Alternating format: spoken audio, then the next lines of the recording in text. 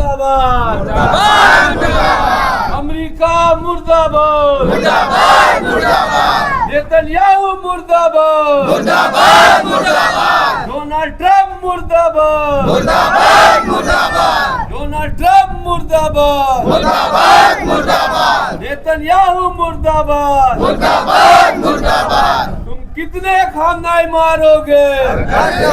कितने हुसैनी मारोगे? हर घर से हुसैनी निकलेगा। तुम कितने हुसैनी मारोगे? हर घर से हुसैनी निकलेगा। खामनाए जिंदाबाद खामनाए जिंदाबाद। जय हिंद। आप देख रहे हैं प्रचंड भारत न्यूज। और अमेरिका के बीच ये युद्ध क्यों चल रहा है? कहते हैं कि दुनिया भर के सिया जो समुदाय है उसके सुप्रीम लीडर जो खामनेई साहब थे उनके पूरे परिवार की हत्या कर दी। जब मैं आया, ये प्रयागराज की वो जगह है दांदूपुर, जहाँ पर कि हमें पता चला कि वजीर हसन जो हैं उनकी पूरी फैमिली है वहाँ।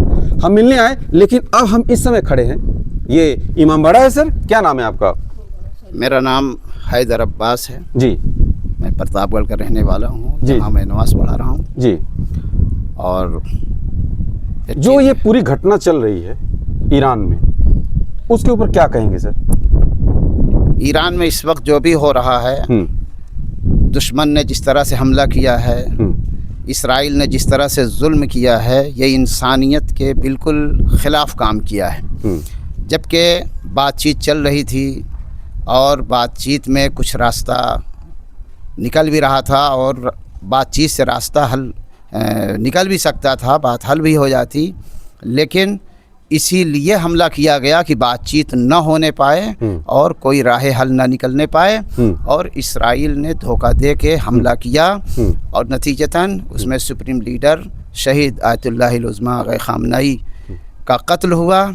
और उनके साथ जो और उनके घर वाले थे, उनकी पोती थी, उनकी नवासी थी, बेटी थी, दामाद थे और उनके जो और मुशाविर थे, वो सब शहीद किए गए। ये पूरी दुनिया में तमाम इंसानों के लिए, जिसके अंदर भी इंसानियत का दिल है, सब के लिए ये गम की बात है। सिर्फ मसला शियों का नहीं है, इसलिए कि शिया तो गमज़दा ही हैं, शिया तो मान ही रहे हैं। शिया के अलावा दूसरे लोग, यहाँ तक कि ख़ुद ईरान के अंदर ईसाई भी रहते हैं, यहूदी भी रहते हैं, वो सब गमज़दा हैं, वो सब इनकी शहादत पर गिरिया कर रहे हैं। इसलिए ये काम इसराइल और अमेरिका ने और इनके इशारे पे सऊदी और कतर वगैरह ने भी, ये सब ने मिल के बहुत बड़ी साजिश की है और इंसानियत के ख़िलाफ़ बहुत बड़ा जो है वो काम किया है इन लोगों ने। सर ये बताइए मौलाना साहब कि जो अमेरिका है उसको किस तरीके से पेश आना चाहिए था ईरान के साथ?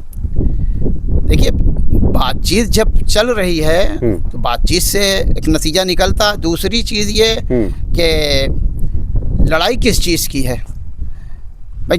तुम एटमी ताकत के माहिर हो, तुम अपने पास एटमी बम रखो, जहाँ चाहो जिसके ऊपर चाहो हमला कर दो, और अपनी हिफाजत के लिए ईरान क्या कुछ असलहे भी नहीं बना सकता? क्या वो मिसाइल भी नहीं बना सकता कि कम से कम अपनी हिफाजत करे? जो मांग थी ट्रंप की वो यही थी कि जो आपका यूरेनियम है वो हमारे हवाले कर दो। कौन सी अक्लमंदी है? कोई अपना यूरेनियम क्यों उनके हवाले कर देगा?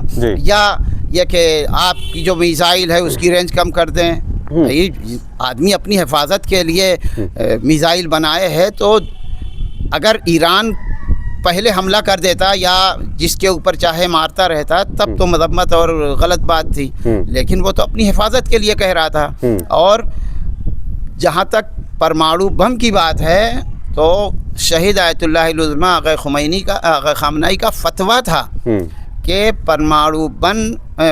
परमाणु बम जो है वो इंसानियत के लिए ख़तरा है, लिहाजा उनकी तरफ से फतवा था कि परमाणु बम बनाना जायज़ नहीं है। और ईरान बना भी नहीं रहा था, सिर्फ ज़बरदस्ती ईरान को तबाह करने के लिए, ईरान को बर्बाद करने के लिए इन लोगों ने ये सब साजिश रची है। किन किन देशों की साजिश हो सकती है मौलाना साहब? इसमें अमेरिका के साथ इसराइल, फ्रांस, जर्मन और यूरोप कंट्रियाँ, इसके अलावा मुस्लिम ममालिक में ये जितने हैं, चाहे वो सऊदी हो, चाहे दुबई हो, चाहे जॉर्डन हो, और कतर हो, कुवैत हो, इन लोगों की सबकी साजिश है कि ईरान चूंकि एक शिया मुल्क था, उभर रहा था, इसलिए ये लोग समझ रहे थे कि अगर ये उभर जाएगा तो हमारी बदनामी होगी या हमारे लिए ख़तरा बन जाएगा, जबकि ऐसा नहीं था।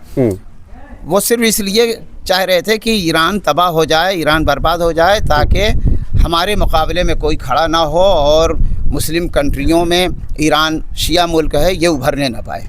मौलाना साहब, जो दुनिया भर के और देश भर के जो शिया लोग हैं, आप इस पूरे मुद्दे पर आप उनको क्या संदेश देना चाहते हैं खामनेई साहब के बारे में? शहीद आयतुल्लाह उज़्मा आग़ा खामनेई के बारे में पूरी दुनिया को मैसेज हर शिया यही देना चाहता है कि हम लोग कभी न दहशतगर्द थे, न कभी आतंकवादियों में शियों का शुमार था, और पूरी दुनिया में हिंदुस्तान से लेकर ईरान और यूरोप तक शियों की कहीं तादाद नहीं मिलती है कि कोई शिया आतंकवादी रहा हो। हमेशा अमन व अमान और सुकून और चैन से ज़िंदगी गुजारने के लिए शियत की तरफ से हुक्म रहा है और अमन व अमान चाहते हैं।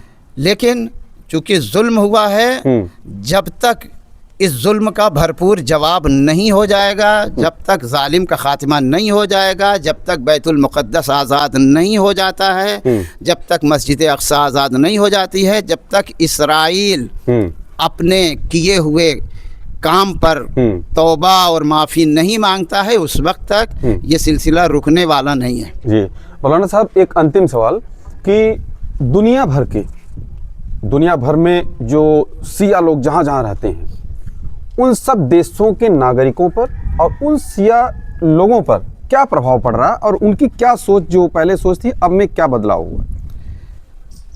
देखिए, सुकून के साथ शिया हर जगह चाह रहे थे कि हम ज़िंदगी गुजारें, लेकिन अब जब सुप्रीम लीडर, और सियासी एतबार से सिर्फ सुप्रीम लीडर नहीं थे ये, सियासी एतबार के अलावा मजहबी हमारे धर्मगुरु, जैसे हिंदुओं में शंकराचार्य तमाम हिंदू समाज के लिए चार हैं, उसी तरह से शियों में मर्जा होते हैं जिनकी तकलीद जहाँ भी शिया है वो करता है। आग़ा खामनेई इसी तरह के थे कि पूरी दुनिया में जहाँ भी शिया हैं उसमें बहुत से लोग उनकी तकलीद करते थे और उन पर जान देने के लिए तैयार रहते थे, उनका हुक्म मानने को सब तैयार रहते थे। तो अब जाहिर सी बात है कि हमारा मजहबी रहनुमा ख़त्म हुआ है, तो ये आग बहुत जल्दी तो ठंडी होने वाली नहीं है।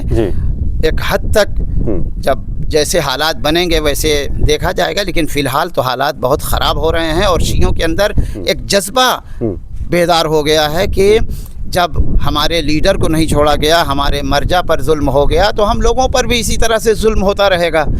तो जालिम का ख़ात्मा होना ज़रूरी है, जालिम का मुकाबला करना ज़रूरी है। जी, तो देख सकते हैं जालिम का खात्मा और जालिम मुकाबला होना ज़रूरी है। तो आप सब भी कमेंट करके अपनी राय ज़रूर दीजिएगा।